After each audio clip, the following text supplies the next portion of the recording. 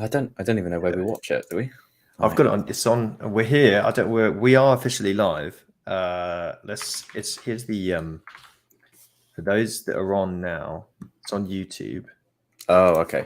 Popping that in the chat. All right. Beautiful. So we've just come out. We're first in the draw. We're watching the draw live. If you're hearing this recorded, and we're playing Manchester United or Fulham. So that means City get a walk to the final, don't they? Yeah. I mean, it is what it is. I think we got a fairly easy draw this time round, didn't we? So, you know what? I'll take it. It's like the second worst. Right? Is it weird to say I'd rather face Man U than Sheffield United? Than Fulham? Oh, than Fulham. Oh, yeah, absolutely. I think I would too.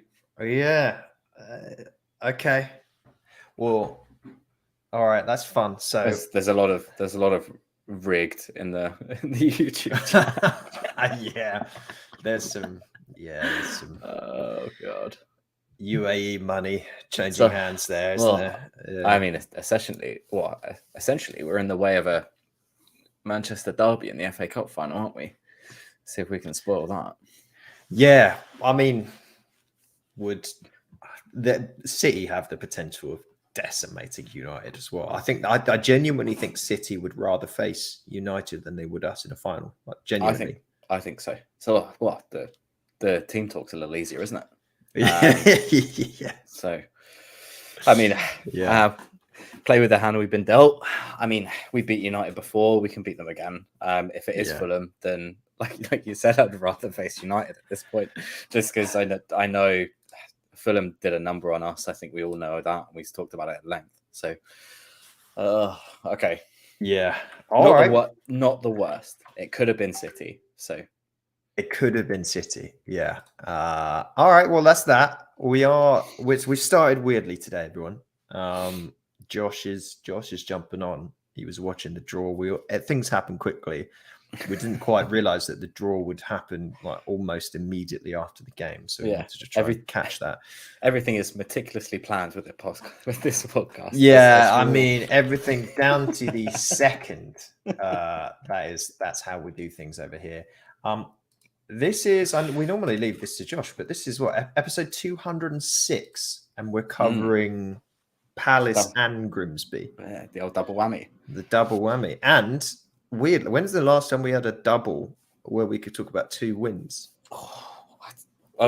2 wins. Oh, I don't know.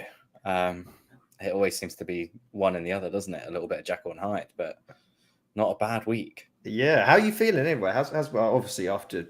You can't be too mad after a 5-0 victory that we're recording 20 minutes after the final whistle went. But how you doing? Yeah, good. Yeah, I think it's a double header because I think it's been a busy week for all of us. So just getting through the week, waiting for the weekend. How about yourself? Yeah, this is a week of survival, an absolute survival week. But it's rounding out nicely. I don't know about anyone else has popped. It looks like Josh has arrived. It is Josh. There he is. I am.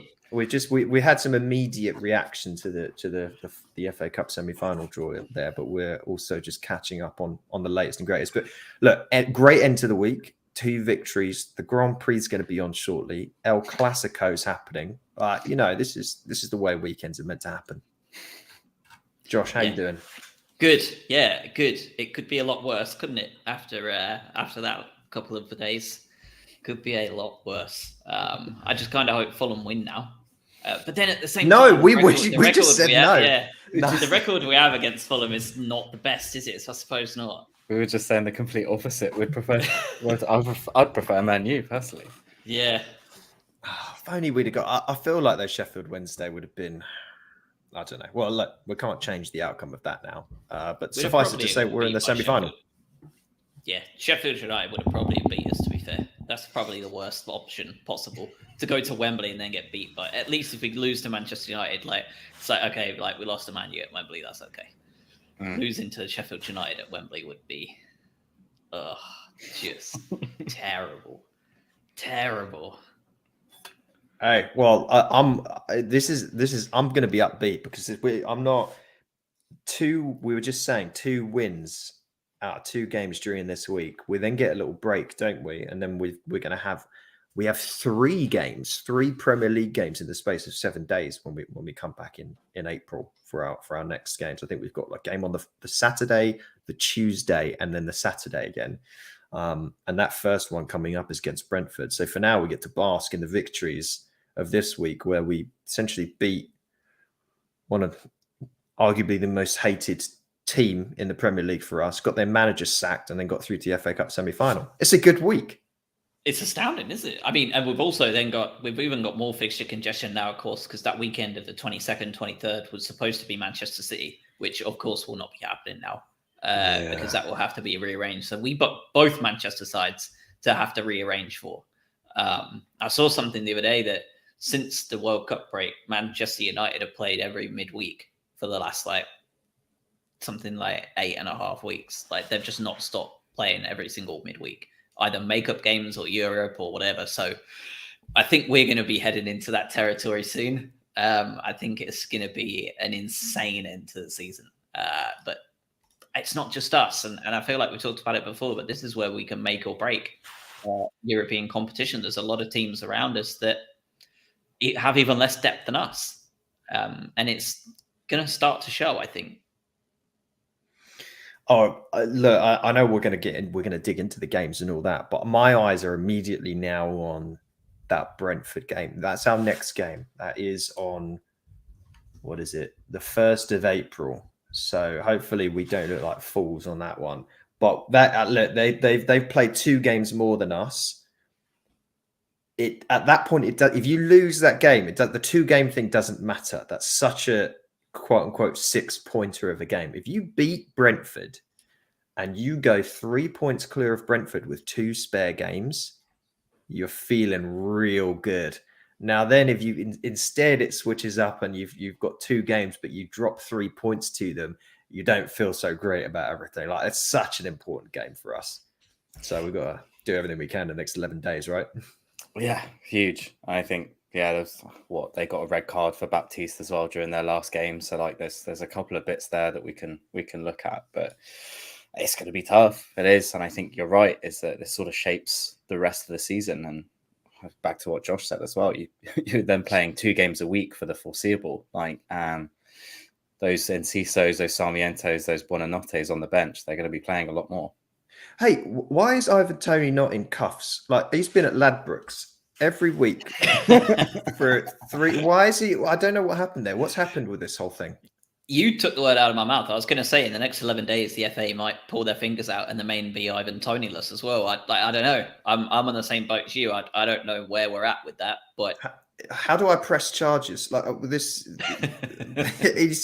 he's in too good of a run of form as well. I don't want him anywhere near that squad. He's been charged by the FA and then picked to play England games. So I don't think there's no wishful. Well, it is wishful thinking for me. I don't think anything's going to happen. Yeah, I mean that's my thing when I was slagging it off on Twitter. Take Brighton out of the equation entirely, and it's still an appalling choice of a lot of the depth pieces are absolutely shocking choices. Pretend Brighton are in League 2 with Grimsby right now. Pretend they just don't exist and there's no Brighton players and people aren't upset about Solly March, because at the end of the day, he's not going to get in over Saka, Foden, Grealish. That's the one spot in the entire squad we can't really complain about, right? And Dunk is well documented.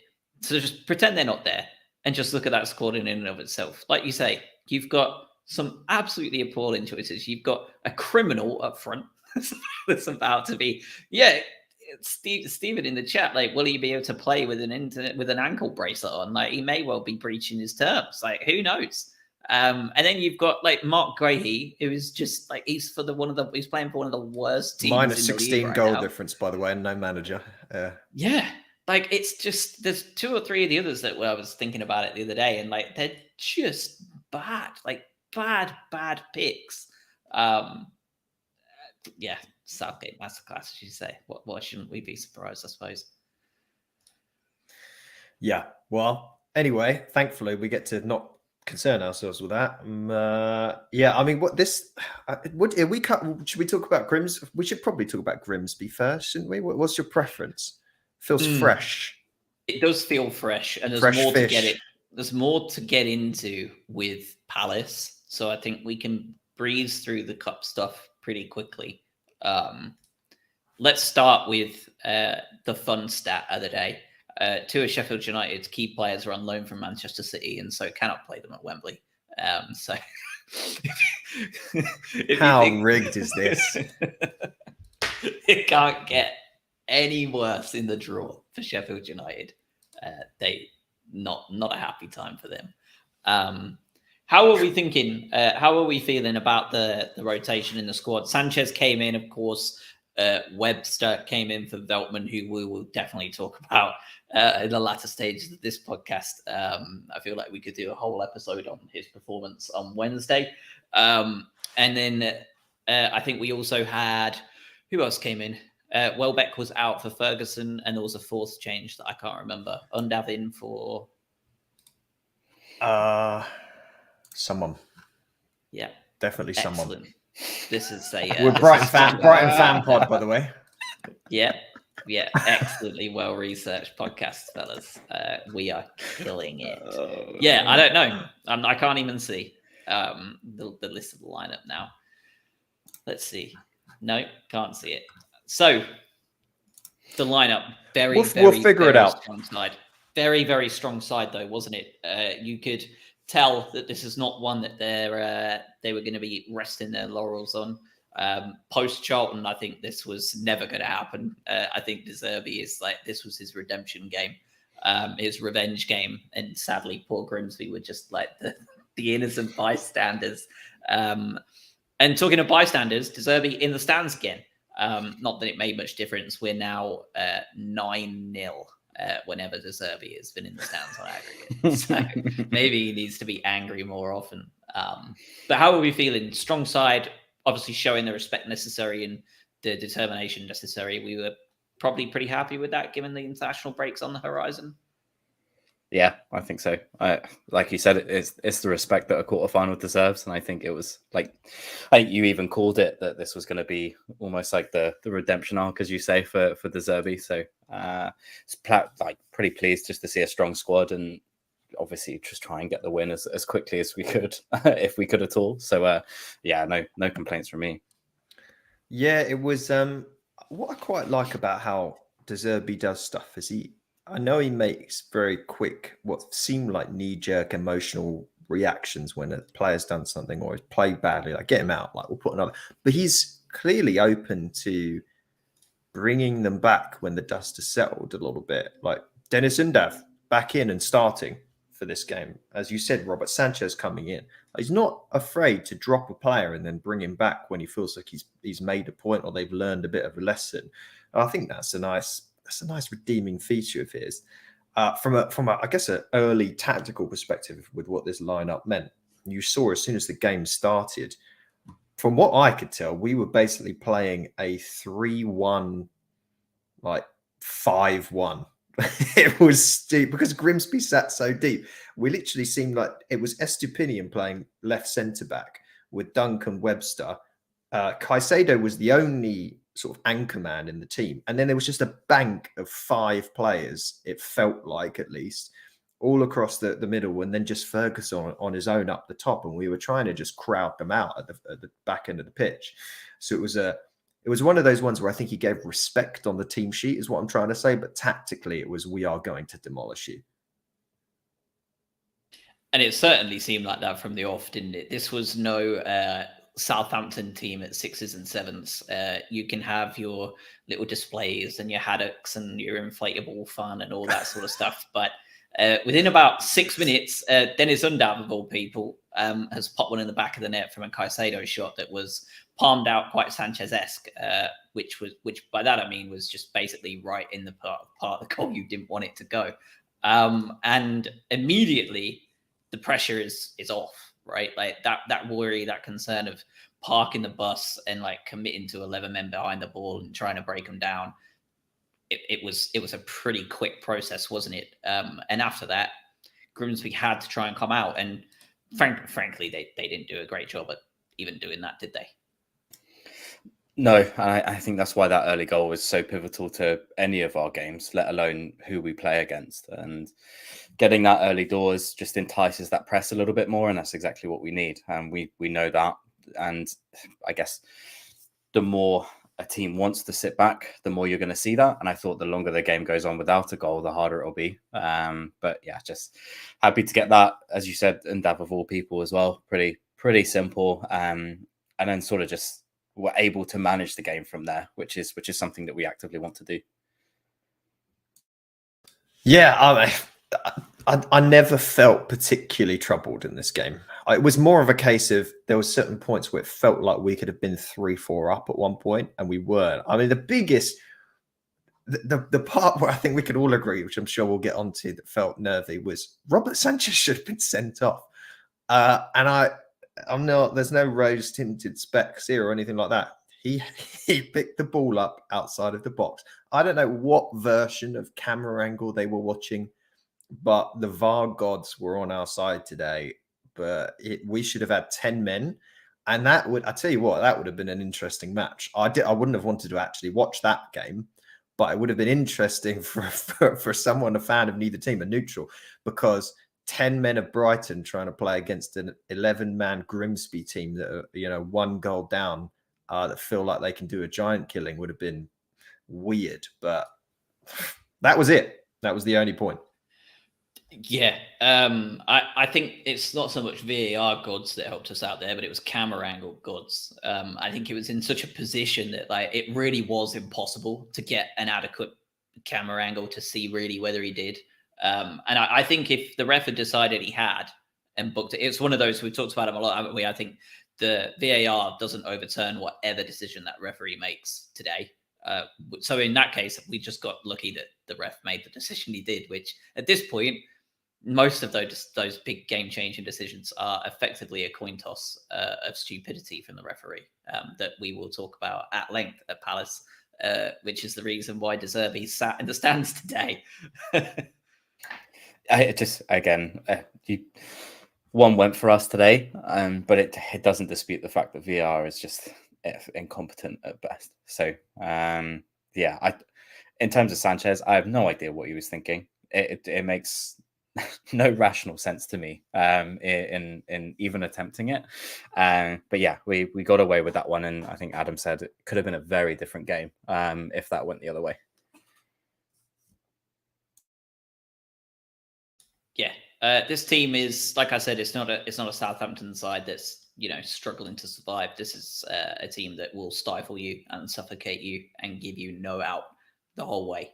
Stephen in the chat said that he thought Brighton's half had a COVID restriction set on it, and honestly, that's really how it felt. Even in that first half, where we were definitely not at our best, and Lallana came out at halftime. I don't know how much of the coverage you got the same as us in the US, but Lallana was interviewed at halftime. He had just come out of the changing rooms, and they asked him what the team talk was like, and he just kind of gave a wry smile and was like, "Well, it's not a good one.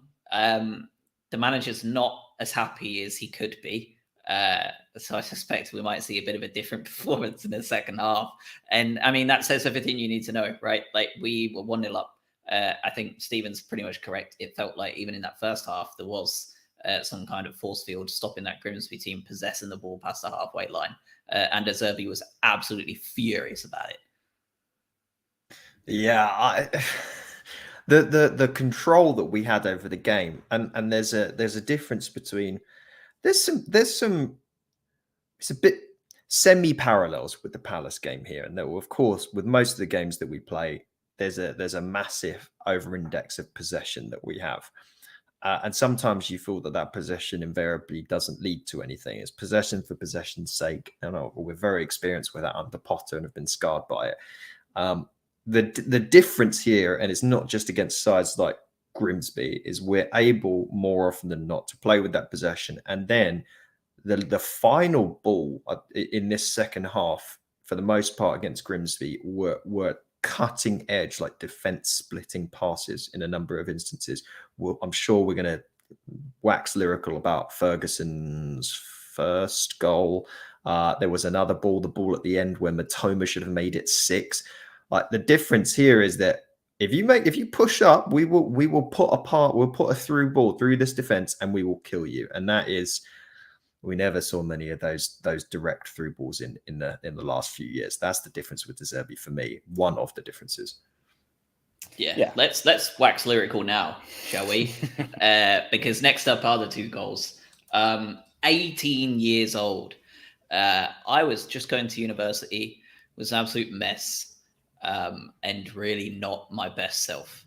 Evan Ferguson is twice the size of me at 33, and banging in goals like it's just the easiest thing he's ever done, and competing physically at the highest level in the Premier League. Craig, how good is this kid going to be? It's crazy, isn't it? I mean, firstly, he's built like a brick house. I'm not going to swear, but he's obviously built for it, and you're starting to see just how smart he is as well. He has the ability, he has the knowledge, he knows how we play, and at 18 years old, it is remarkable. I mean, we can't say. I mean, we've seen him do it in the Premier League now. We've seen him now do it against the lesser opposition. He's only going to get better as well at 18. It is scary, just not for us.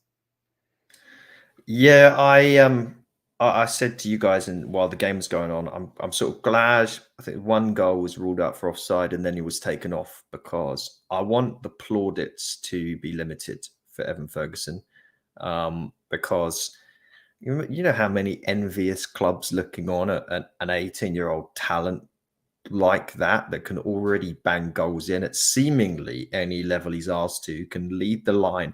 And I know he messed up one touch a little bit earlier on in the game, where I can't remember. I think it was a ball through from, I forget, but he scuffed it a little bit with his right foot when he could have scored.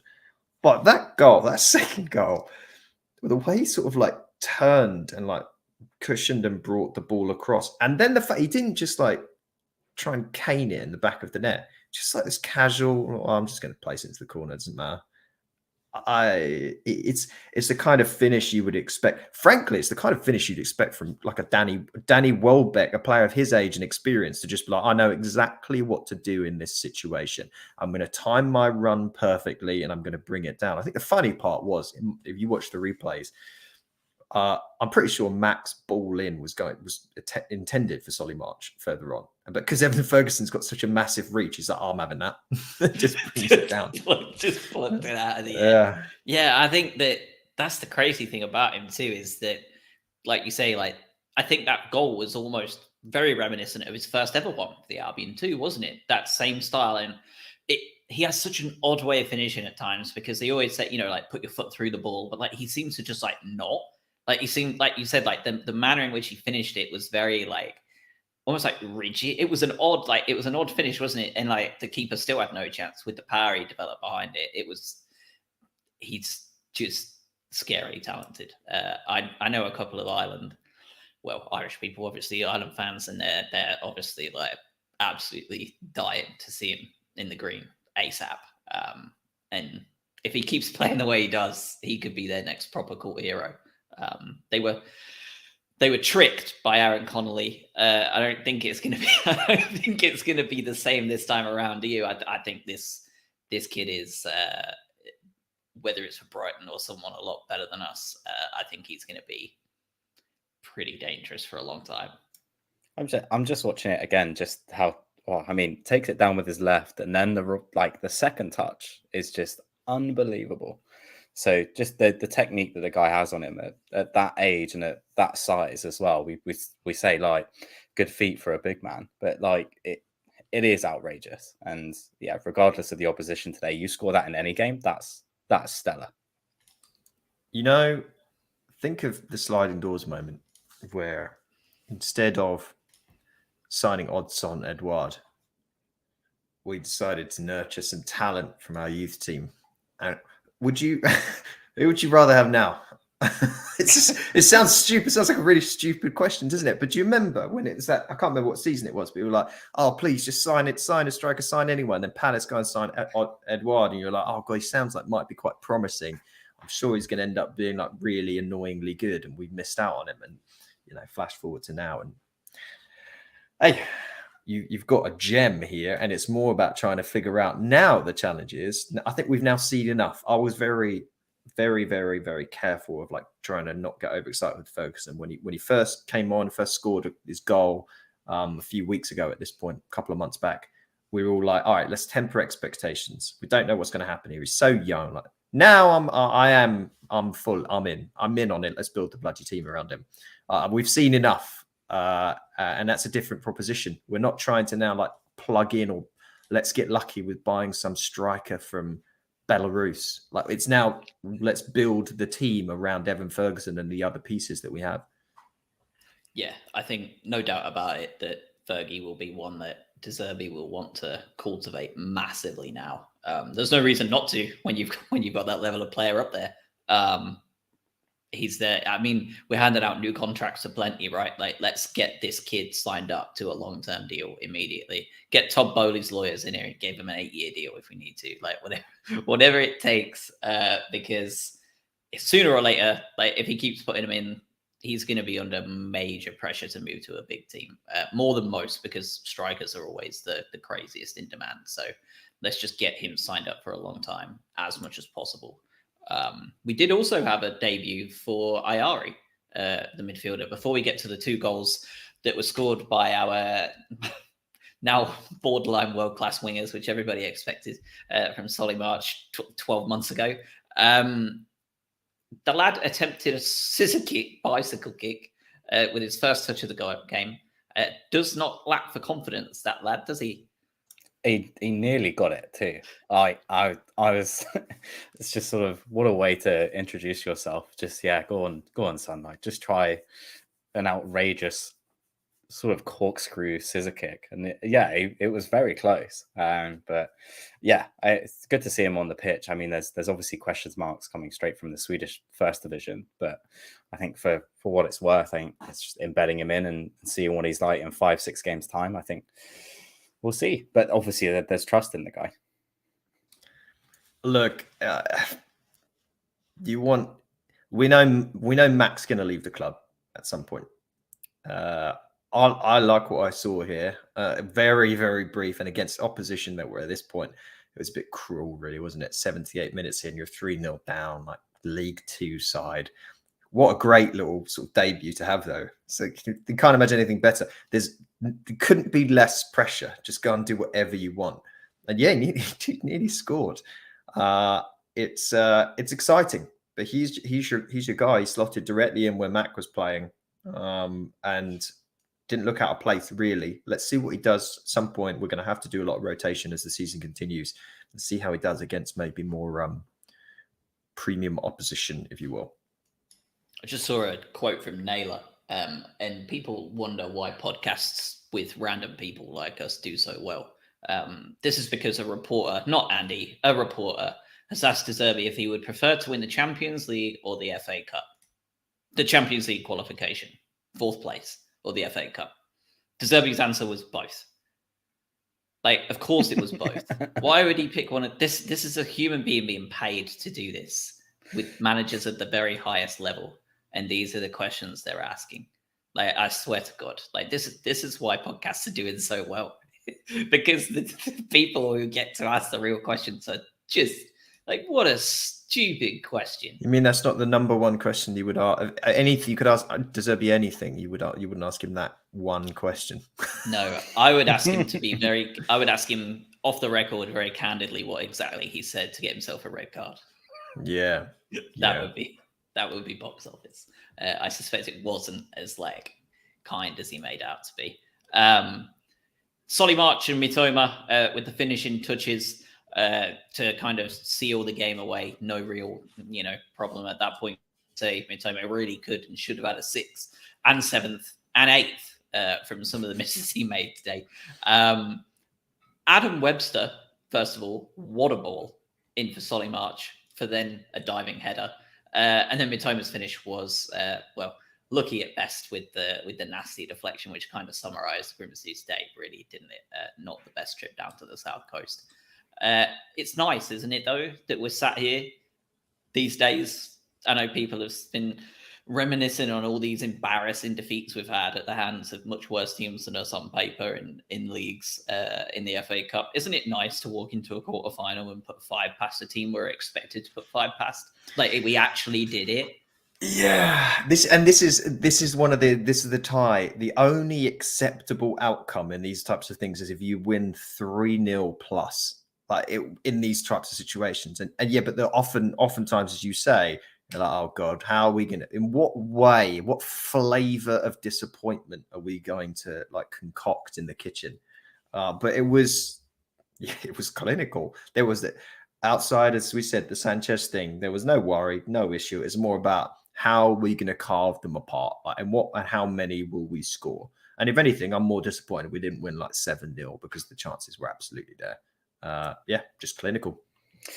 Yeah, we talk about sort of brightening things up. You know what, like that stereotypical, how are we going to F this one up, and how are we going to make this more difficult for ourselves? And you look at the Stoke game, and I think my only slight concern coming into this was, how are we going to make it difficult for ourselves? Like, how are we going to beat ourselves, as opposed to how are the opposition going to find a way through? Just like you said, the only acceptable result here was going to be scoring multiple goals and keeping a clean sheet. So I'm glad we did it. It's nice, especially when you watch sort of Man City against Burnley, and it's like, okay, we have dominance in everything apart from goals, and now we're scoring the goals this season. So just nice to get the rewards from that sort of statistical domination, if you like. Quite a brutal response from De Zerbi in his post-match as well. Asked about the Estepinian substitution, as expected. He was subbed off simply because he thought that Purvis would play better than he did. Hey, that's good. To be fair, to defend him, like I mentioned before, he was basically, I know that the online stuff isn't saying this, but my eyes were telling me that we were basically playing through at the back. And Estepinian is not really a left centre back. It was a weird setup for him. So I don't think he played horribly, but yeah, sure, I can see it wasn't his greatest game in the world. He'll be back starting again next time, though, won't he? It doesn't matter. This is how it works. Yeah, absolutely. And at the end of the day, he's been outstanding for the last couple of games anyway. I think he was just hoping that with whatever the hell we were doing at the back there today, I mean, we almost were just operating with whoever just fancied staying back at times. I think he was hoping for a bit more from him, which, as you say, is just it's not something that he was used to. So let's move on to Palace, because this one was the big one, the statement game, really, wasn't it? We just got a point at Leeds. We should have had more, arguably, right? I think everybody agrees that we did well enough to take more, but we didn't. We were really hoping that, we could have at least took 4 points, if not more, off of Leeds and Palace. So a win now at home to Palace, who we have a shit record with in the last couple of years. It's just draw, was really important. Wednesday night, you never know what's going to happen. It's a makeup game. It's a game in hand that everybody has been saying, we're okay, we're going to be great, we'll get games in hand. We're now able to count that game in hand as something to be happy about, because those 3 points are on the board, and we are well within touching distance with those, not just European spots, but genuinely that top 4 after Spurs' disaster class yesterday. How were we feeling coming into this? Obviously nervous, but when you saw that lineup, Steele keeping his place, Veltman in, Colwill in, how were you feeling? Welbeck in. How were you feeling with some of those changes before the game began? Yeah, nervous, just always. And you come into this sort of the first of the games in hand, shall we say? And I know you just spoke about it, you can't count your chickens. It's just them going 3 full games without a shot on target.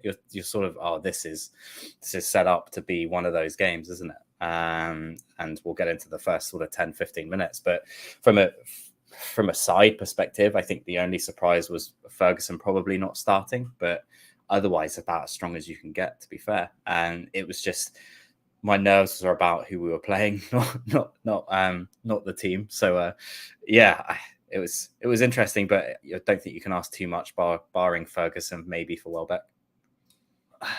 So you both have mentioned you come into this game, the stakes are high, but there's a Palace side that have been diabolical from a form standpoint. As you mentioned, they haven't put a shot on target in what appears to be about four-ish years. And then prior to the game, they're informed that they've basically got to get like Steve down the pub to play and goal for them. So with all that information there and the players that we had, which was my only ask from the previous game was get Adam Webster out and put Levi Colwell in. That happened. So I assumed then with all of those changes and all those, the odds in our favor, we would lose the game 3-0. But it's certainly easy to look at that and think, all right, this is going to be a walk in the park, or we'll figure out a way. And then I think can only be described as shell shock in the first 10 minutes of the game. And just to jump on that point and really hammer it down people's throats, because I'm sure they'll quite like this point. Palace haven't won in 2023. Like, this is a bad football team. Like, they have not won in 2023. Their last win was away at Bournemouth on New Year's Eve. That was it. They've not won since then. They've drew a few, but outside of that, they are. I think they're one of, if not the worst team in the 92 in 2023. And as you say, it all seemed to count for nothing in that first 10 minutes, didn't it? They hadn't had a shot on target in 3 games. And within 10 minutes, they had 4, I think. They came out like absolute lightning. Unsurprisingly, Zaha at the 4, all over it. Luckily for us, as you say, Odsonne Edouard is an absolute clown, just a total donkey, and saved us our blushes, really. Like, we could have been really embarrassed in that first 10 minutes at home at the Amex. And the game is very different indeed. But for those first 10 minutes, Edouard really showed that he is not great, is he? And when you have a striker like that, just barn door stuff, isn't it? A free header within the first sort of 5-6 minutes, and that changes the whole complexion. Just, you're right, they're all over us, and sort of that sort of shell shock that Adam had mentioned. It was weird. I think, we've said a few times, like, we do start games well nowadays. It kind of took me back to old, where we wouldn't start very well at all, and I was like, oh, we've just reverted the type here. Very strange, but thankfully this is a team completely devoid of any confidence and are just not able to take their chances. So you weather that storm in the first 10-12 minutes and you move on. Yeah, it was hard watching that first bit of the game. It really was. And I'm annoyed because the wish that I had was, like, Adam Webster clearly wasn't at the races last time around. Bring in Levi Colwell. He's been incredible all season. Levi Colwell's positioning for the first X amount of time in that game was Grimsby stuff. It was like not good. He was caught out of position multiple times. Every chance that Palace had, if you go back and watch some of this stuff, is because Colwell had stepped up and just completely forgot that players can run behind him. Like, it wasn't good. So hopefully just a weird moment for him. But there's no mistake, and I'm sure we'll get onto the dying 98th minute of the game as well. But the changes that inevitably were made for the Grimsby game in terms of personnel weren't, in my mind, like, oh, rotation for a cup game. No, they were what we talked about at the start. It was because a couple of players did stupid things and you're going to be benched. Yeah. That first 12 minutes, Palace had 6 shots, 3 on target, 3 corners. Edouard had 2 of those shots. Elise had another one and Zaha had the other. And I recall the commentator saying, now they've weathered the storm, can Brighton grow into this a little bit? Q, within about 8 seconds after that, Karu Mitoma placing just a filthy, unreal ball. Just unbelievable. To the on-running Solly March, who had timed his run to an absolute T as a centre forward, basically, at this point. And then coolly slotted it into the opposite corner, past the, 12-year-old Whitworth goalkeeper? Or was he 11? Is they're under 11s or they're under 12s? I'm not sure. and the game was immediately turned on its head, and you just felt the atmosphere. Just the Palace fans, you would have been forgiven to think they'd gone home immediately. The players, you saw it. Just everything just fell apart for them mentality wise, didn't it? Very quickly after that, they had their chances for sure after that, but they were not the team they were in that first 10 minutes. As soon as Solly put that into the back of the net, were they? It's such a role reversal, isn't it? Where we've seen that happen to us on so many occasions, where you're just dominating 6 shots, 3 on target, and all of a sudden there's just a sucker punch, just some world-class movement and slotting it away. And suddenly the other team's completely dejected. Everyone's very happy.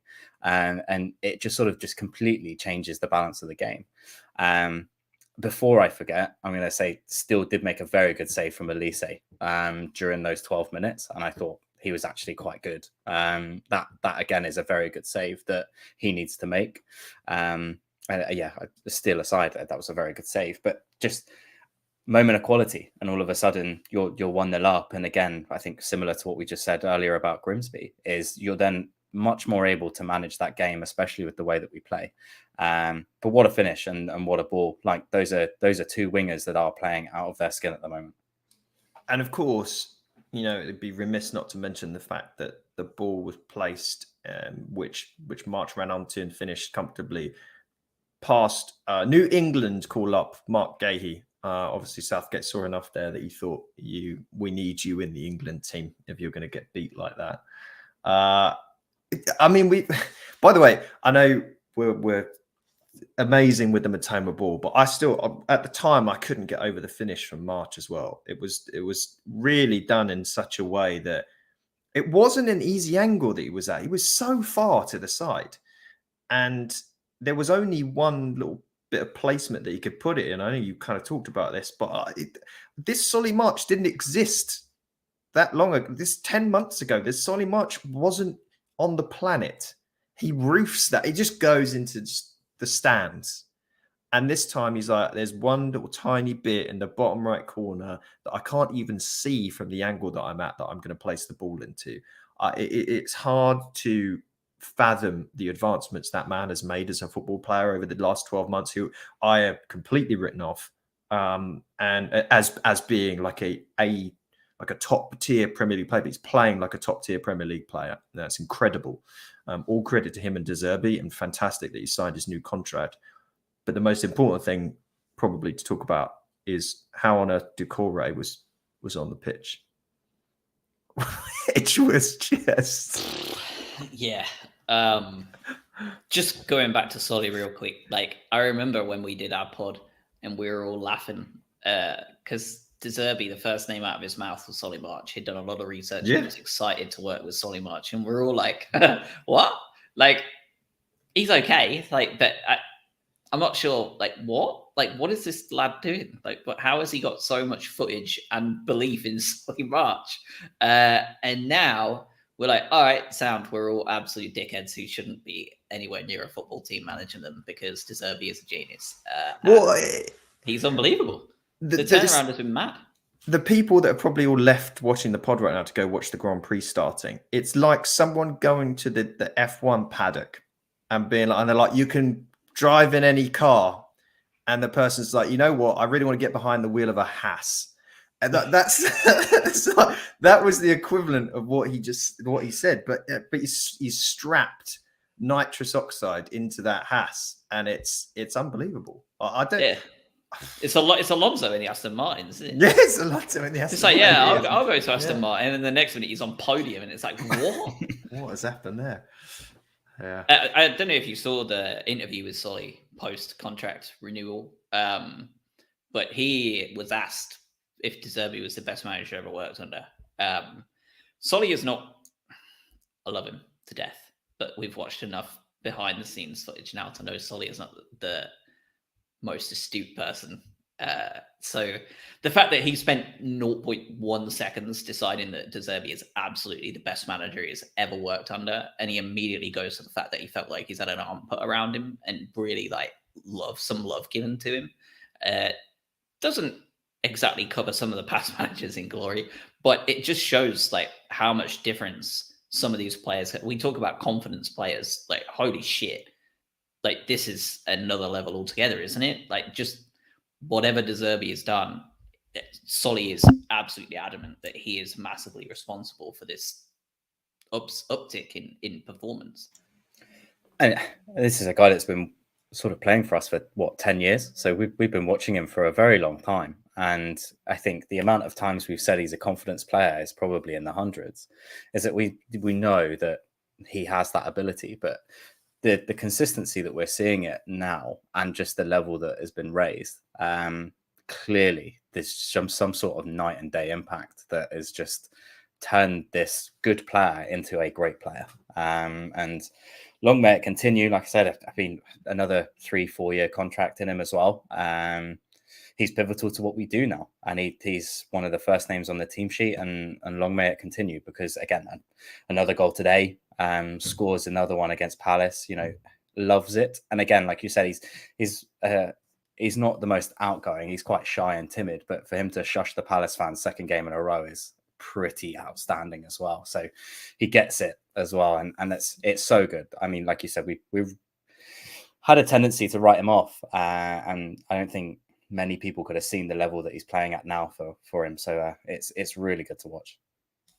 Let's talk about Decore. I'm losing my voice again. Getting choked up thinking about it. I'm furious. That's how angry I am. I feel like De Zerbi, I'm going to get red carded. Rightfully booked on about 28 minutes, and somehow is still on the pitch at halftime. Can anybody make sense at all as to how this happened? It's got to be one of the weirdest sequences of decision making from a referee I've seen in a long time in a Brighton game. And I've watched ones where they've reversed full time to award a penalty. And I'm still putting this up there with that level of just like Twilight Zone, like high strangeness that was going on here to justify keeping him on the pitch. By the way, the Grand Prix started interestingly. So when you do watch I'm not going to give you any spoilers. I'm just saying it's interesting. Is how I frame it. The only defense that you can possibly have for the decision making that was shown was the referee knew that this was a game that had tension bubbling away. And as soon as you show a red card to a player, all hell breaks loose.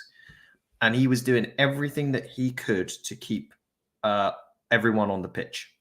That's the only defense you can have, because he could have had 4 or 5 yellow cards. That's the only way you can think about it in my mind, unless there's something else that's happened that I just can't even conceive of. But it's the fact is, when a manager yanks a player, offers a sub, and the like that, as soon as he can, when he's yellow carded, that it's bad, because he's like, you cannot stay in the pitch any longer because I know you're getting sent off.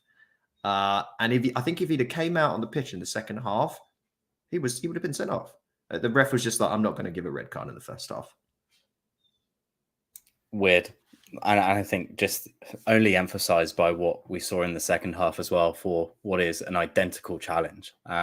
So, yeah, I think Adam, you're right that he loses all control of that game if there's a red there, and then all of a sudden it comes a very difficult game to manage even at that. But that's no excuse. There's 3 yellow cards there for Decore, really. So it doesn't really make any sense. We always talk about refereeing and just the level that it's at in this country. Are we surprised? No. But it happens on such a consistent basis that we feel like we're talking about it over and over again. It's weird. Deserved to be off, rightfully yanked off at half time because Vieira knew that he was going to get sent off regardless of the next foul that he even made. One of Vieira's last good tactical manoeuvres. I was just going to talk about Vieira, because what happened where he tricked the world temporarily into people thinking he was a good manager? He was shocking at all of his old jobs. He was crap everywhere. I assumed he would be bad at Palace, and then all of a sudden, he just had this one wonder season or like 2 really. And it felt almost like Eddie Howe at Bournemouth and Nathan Jones at Luton, and like those one and Kirbishley at Charlton, where like they just like find this perfect little partnership and it all goes really well. But then it actually really wasn't, and he really is. What did they say? The NFL phrase, like they are who we thought they were. Yeah. That is pretty much Vieira's week in a nutshell. Patrick Vieira's managerial prowess and skill is what we thought it was. Yes, I don't know. It's funny how it's all gone down. It's funny to see Palace in turmoil. Who knows who they're going to hire? It's a weird time to fire a manager in like towards the middle of March. What are you? I guess they just just saw where they were at, and what is it in the table now? Thank God we're not involved in this, right? Yes. It's the international break too. So you're right. That's probably what played a little bit of logic into Parish's brain of I've got 11 days to try and find someone. I was about to say that, like you're away to the league leaders, and then you have a week break as well. Like if there's a time to do it, it was going to be now. Otherwise, you would have had to stick with them all the way through. And they're only 3. It's 20th to 12th is 3 points. So I think they almost have to reshuffle, right? They have to try anything, because they could have easily fallen in. They still can. They could easily fall into that. I mean, if their form continues, they will. Like categorically, like yes, it's not often form like this continues for as long as that. But we've seen it, especially in the Championship. We've seen teams that start off on fire and just collapse. There's one of them. Who is it? Derby. Derby were famous for it for a couple of years, weren't they? They would be top of the league at Christmas and then they wouldn't even finish in the playoffs. Like we see it, like, and that's over 23 odd games. Like Palace are absolutely, any team is capable of going on a run like that. Brighton have done it a few times. I mean, look at that 6 defeats in a row last year. Like we've had it just last year. We've seen this happen. They're in trouble. It doesn't matter who you bring in at this stage. Like Roy Hodgson is currently favourite still, even now. How mental is that? It's such a backward step from the 18 months ago, and it's just such a knee-jerk reaction to what they're doing, and it only solidifies all the great things that our club does. That you just watch this utter pandemonium happen, and just knee-jerk reactions from everywhere, bringing someone out of retirement for the 3rd time to take you through 10 more games of the season. Like it. Strange, very strange. Obviously, he wasn't up to par. I don't think he's a good manager at all. But there's no other better options that are going to come to your club. So it's just it just beggars belief as to, who else are you going to get in? And I know we're talking about Palace a lot, but like Parish coming out and saying, we're not going to interview for a job unless the other person's sacked. It's like, you're an idiot. And like you don't even know who you're bringing in, and you've got like 11 games left to save your Premier League status. It's just such a backwards run club. Be very funny if they got dragged in, wouldn't it? Be very funny if they got caught up in chum. They are in it. They have to be. They are dragged in it. Every single team from 12th below are dragged in it. Absolutely. Highest score of Zaha on 6, right? That's one of the lowest that you can see on the list, and they're 4 points from bottom. Yeah. It'd be nice to switch them out with West Ham, wouldn't it? They're just not a good football team. And their transfer work is abominable. But lovely to see. Talking of good transfer work, Joel Veltman, unbelievable at Palace after that first 4 or 5 minutes. I have not seen Zaha get that upset in quite some time against Brighton and Hove Albion, especially. But if you ever want one player to play the shithouse mind games that Zaha plays for 90 minutes against Brighton, there is not a man in the last 10 years you could have asked for better than Joel Veltman, who played like an absolute prick for 90 minutes and just rattled him from the word go, didn't he? He didn't even, there's nothing else. You can go on to, all the stat websites. Veltman was fine, stat-wise, he was fine. But if you watch that game and the way he marshals Zaha, it's enough to like put him up there as one of the top performances of the night for me. Like it was just an astounding piece of work from a lad that is just every other week we're coming out and saying, can't believe it was 900 grand, can't believe it, like broken record. But like what he did was just wonderful, wasn't it? And playing it right back, not even his main position. Oh, I don't even know what his main position is at this point. The same with Gross. It's like, I don't know where you're best actually. The interesting thing here is that you can very clearly argue, right, that is March reaching his peak down to managerial guidance, and I think we would probably all say here yes. And meaning like if Solly got sold to another club tomorrow and worked under another manager, does he go back to old Solly or does he play like new Solly? With Joel Veltman, he's just always played like this. He's always been this good ever since we bought him under, doesn't matter whoever. And from what we heard from fans in the Eredivisie as well, he seems to be consistently good there as well. Just fairly consummate. He just knows the game. He's a very smart player. It isn't like particularly skilled, physically gifted. None of that stuff. It's just a player you put on the pitch. Like as long as you don't make a weird pass to the left winger like you did against Leeds, you are always going to be in the first 11 if we want you there. My favorite thing about Veltman is like he is a prick, right? But then he acts like the nicest guy in the world on the pitch. So like you saw it against Zaha and stuff like that. Like they're just kicking lumps out of each other, and then Veltman will go and try and shake his hand, and it'll just only make people more annoyed. So like it's just that sort of mind game and association with his sort of hard ass and just the way that he plays. But then he acts like such a nice guy straight afterwards. It's like, who are you? So it was really funny every time you go and try and high five or shake Zaha's hand, and it would just only annoy him even more. Just such a good player. And like you said, Mr. Consistent, you know exactly what you're getting. And I think it's nice that you bring March into it, because defensively, Veltman being so solid means March doesn't really have to think too much defensively as well, and allows him a little bit more reign.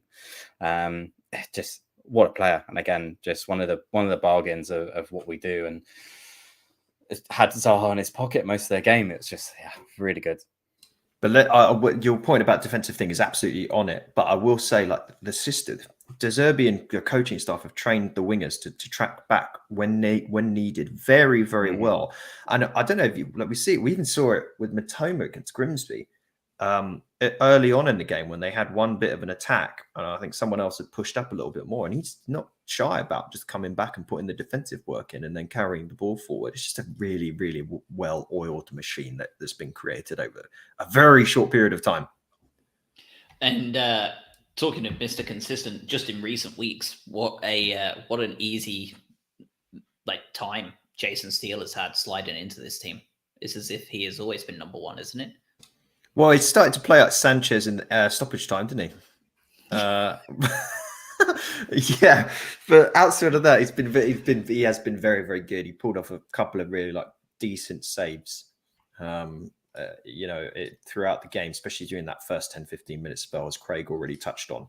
I swallowed my heart during that moment where.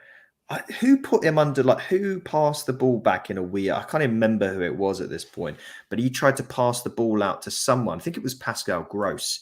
He was sat in central defence for some reason, and then obviously he got caught in possession. But it wasn't clean, that setup there. And if they did have a player that seemed to recognise that to win a football game, you need to put a ball in the back of a net, we would have been in trouble. But thankfully, Palace don't have any of those.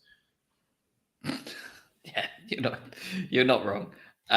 One of those players that also stood out statistically, especially if you go onto any of the sites, the man who was subbed off for not being good enough against Grimsby, Mr. Estepinian, led the way defensively and offensively in most stats: key passes, tackles, interceptions.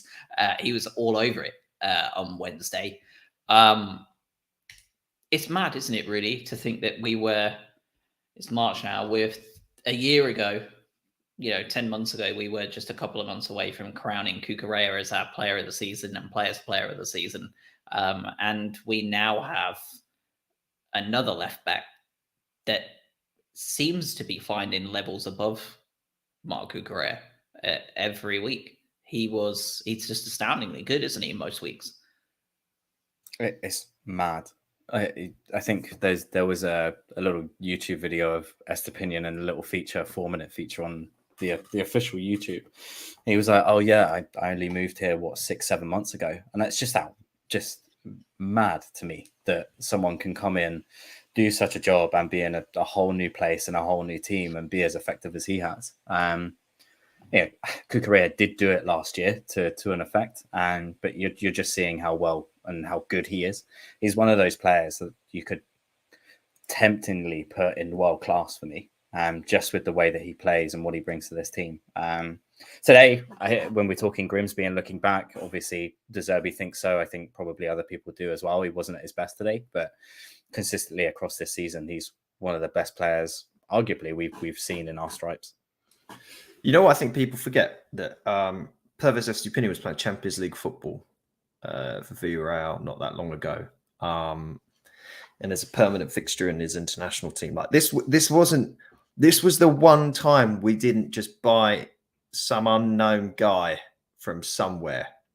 Like we bought a player from a side that fairly consistently qualifies for Europe and has fundamentally played at a very, very high level. And he looks like that. There's a difference there, though, of signing a player like that and then getting them to perform in the Premier League almost immediately. And he did that straight away. I still will think and talk about the idea that we fleeced Chelsea. We fleeced everyone. We sold off a player that had a very, very, very good season, and then arguably brought in a better one. We brought in a better one, and that was when we paid less for him. We made a bunch of money, and I would take that trade deal now 100 times out of 100. Yeah, he's the better player. Stephen in the chat asking if Estepinian played at Watford. Yes and no. He was signed by Watford and then immediately loaned out as a youngster to whoever it was in Segunda. Was it Osasuna's B team? Someone like that. And he continued to go on loan for a couple of years where he was very good for Osasuna in the top division, while Watford were in the Championship and he didn't want to play at that level, understandably. And then when they did get promoted and they were talking about playing Estepinian and finally giving him a chance at the Prem, Villarreal came in with about 18 million quid, I think, and bought him straight off of Watford, and Watford let him go. So he was bought by Watford, but their yo-yo kind of life cycle did not really allow him a chance to play. Well, he didn't play a single minute of Premier League football. He wasn't registered in any Watford squad or anything like that. So yes and no, Stephen. He's never played for Watford, but he was a player under their books for quite a while. Yeah, he did like a tour of sort of D-tier Spanish sides. He played for a number of them until finally on loan before making that proper move.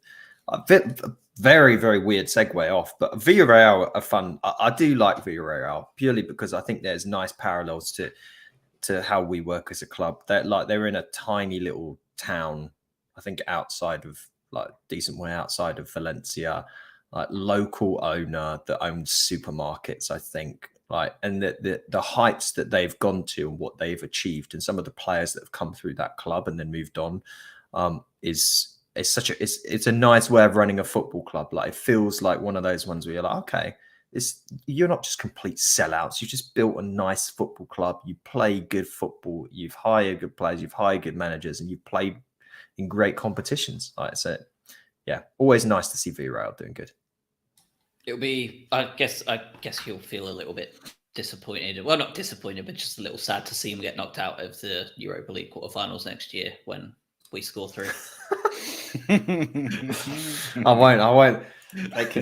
They can shove their pottery at that point, or La Ceramica or whatever they are. I don't care about them at that point. You can go back to a supermarket for all I care. But when we don't play them, I like them. Just in other news, just because, well, let's do man of the match, Palace first. Who do you have as your man of the match? Either one of you. I'll let either one of you pick who wants to go first. Or you can just give man of the week if you want. You can just pick a player from the last 2 games that stood out. I'll bosh one then. I don't even believe in myself truly here, but I have actually thought we gave Alexis a lot of crap recently, and I thought he's played really quite well in these last 2 games. Nothing incredible that he's done, but he's been really tidy on the ball. His positioning and his movement has been really good. Some of the touches that he managed to set off to like keep the ball flowing out to the wide players that then get directed in has been great. He obviously put the ball in today that was arguably for Solly March that Ferguson brought down. But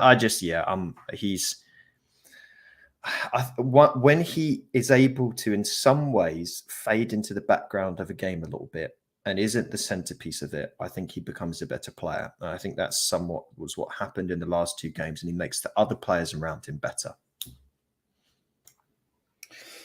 Yeah, I think for Palace, I was going to go for Estepinian. I think we've already talked about him, so I'm not going to go into too much detail.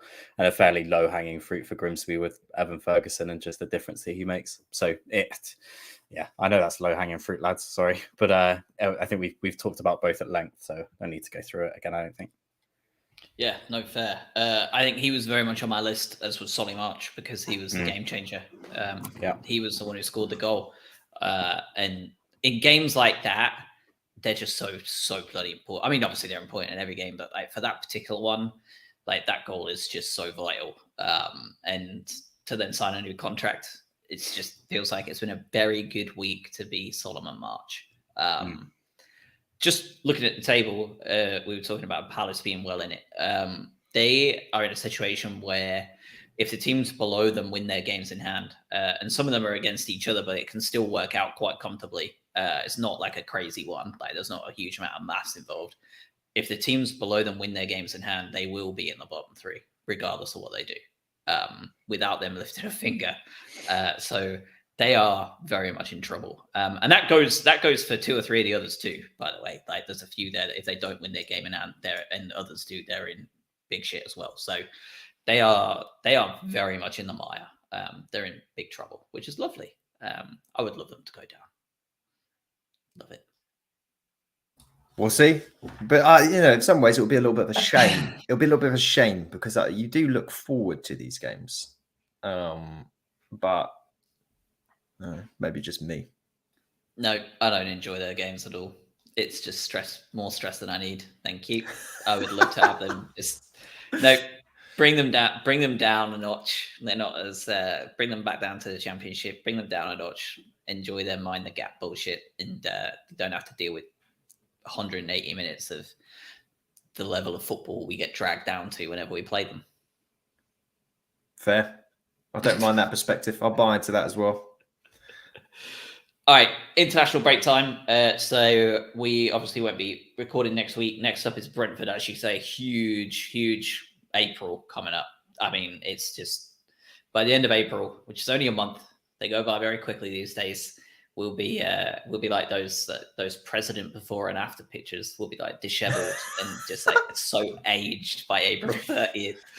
Like, we'll be shadows of our former selves. God, if this is my before, that's not good. Yeah. I feel like I need to do an after and an after. Yeah. Do we have anything else we want to talk about before we wrap? I mean, just. What a great end to the week! What a great we're going to play Wembley. Like we haven't really said that. We're going to Wembley. We're going to play whoever wins Man United or Fulham. And let's face it, can we beat Man United or Fulham? Yes. It's weird, isn't it? Like it seems a bit anticlimactic, but another semi-final. What is our third one? So be a massive day out for a lot of people. So stellar end to the week. Yep, and March scored again in March. So that was the biggest worry for me, that we would get to another day, we would get to Grimsby and we wouldn't see Solly March score again in March. So I'm delighted. All right, fellas. Have a wonderful week. I haven't seen any of the Grand Prix yet, so I just wish everybody a lovely week, and we'll speak to you again in April, with the exception of Max Verstappen. I hope he has a terrible week, and I hate him. So